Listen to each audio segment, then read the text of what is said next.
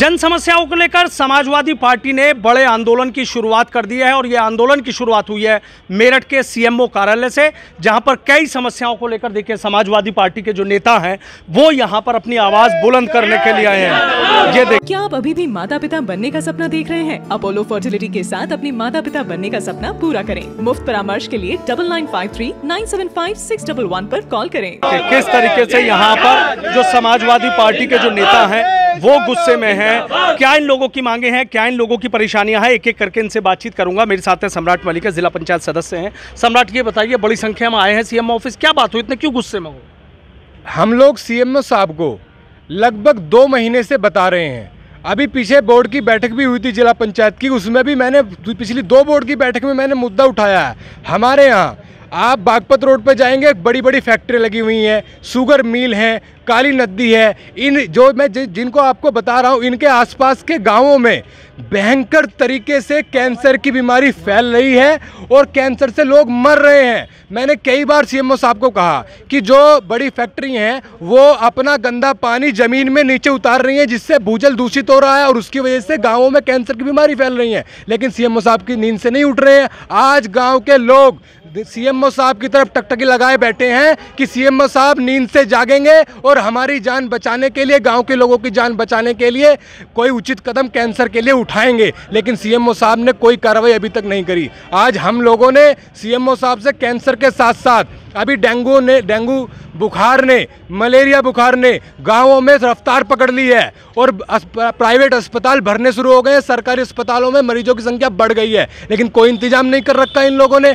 हम लोगों ने पिछली साल भी अवगत कराया था, इस बार भी अवगत कराया है। आप कैंसर पे भी बहुत जल्द कदम उठाइए और डेंगू पर तो मैं कहना चाहता हूँ, अगर आपने कदम नहीं उठाया तो हम 7 दिन में, अगर आपने कोई कार्रवाई करके हमें नहीं बताई तो हम लोग सीएमओ साहब के इस प्रांगण में, जो सीएमओ साहब का ऑफिस है, इसमें हजारों की संख्या में कार्यकर्ताओं, गांव के लोगों को, किसानों को लेकर अनिश्चितकालीन धरने पर बैठ जाएंगे और जब तक समाधान नहीं होगा तब तक हम लोग उठेंगे नहीं उठेंगे। 1 हफ्ते का अल्टीमेटम दे दिया, 1 हफ्ते का अल्टीमेटम दे दिया है और सीएमओ साहब ने 1 हफ्ते का समय मांगा है।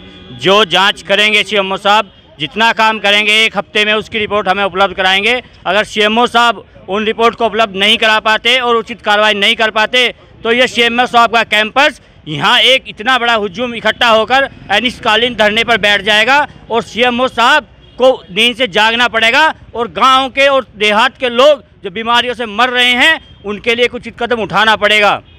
क्या है मतलब दिक्कतें इतनी हैं, क्यों नहीं सुनवाई हो रही है? सुनवाई इसलिए नहीं हो रही है क्योंकि ये नींद से अभी जागे नहीं है।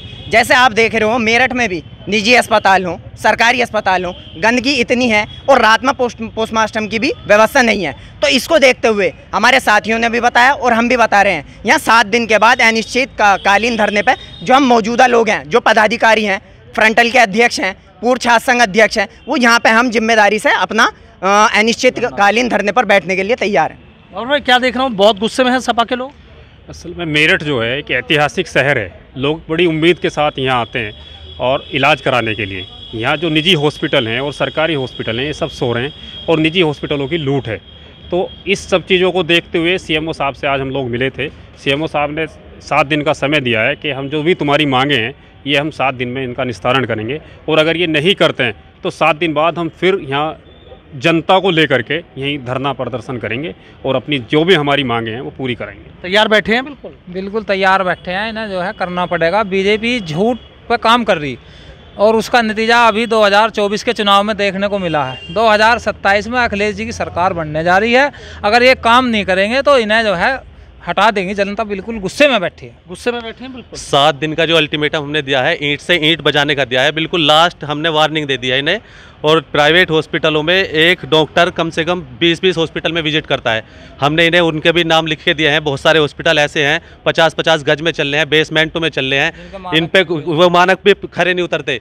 और कई हॉस्पिटल ऐसे हैं, अभी एक केस बताया था मेहताब भाई ने, उन्होंने लगभग 2,40,000 रुपये उतार दिए और ना ही कोई उसका ऑपरेशन करा, ना कोई सर्जरी करी। तो ऐसे बहुत सारे हॉस्पिटल हैं जिनके हमने जांच के लिए इन्हें लिस्ट दी है और 7 दिन का अल्टीमेटम दिया है। 7 दिन के अंदर अगर कार्रवाई नहीं होती है तो हम अगला कदम उठाएंगे पार्टी। अच्छा, अगला कदम उठाएंगे, बिल्कुल तैयार। इस युग में डॉक्टर को जो है भगवान का दर्जा दिया जाता है, लेकिन मैं नहीं मानता कि शायद आज 60% जो डॉक्टर हैं भगवान का दर्जा दिया जाए उन्हें, क्योंकि आज जो डॉक्टर है एक हैवानियत की तरीके से मतलब आम आदमी को परेशान करने में लगा हुआ है। उसका मरीज़ मर चुका है लेकिन उसका बिल 1.5 लाख का है। अगर उस मरीज़ ने 50,000 रुपये जमा कर रखे हैं ना, तो 1 लाख रुपए दो और अपनी डेड बॉडी लेके जाओ।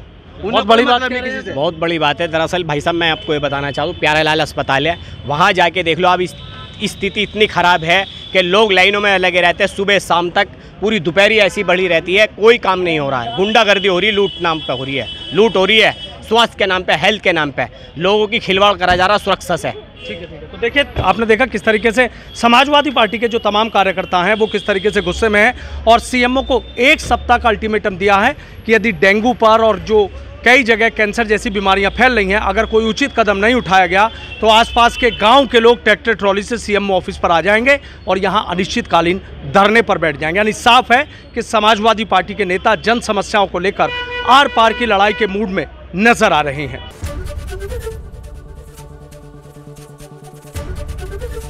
एबीपी गंगा, खबर आपकी, जुबान आपकी।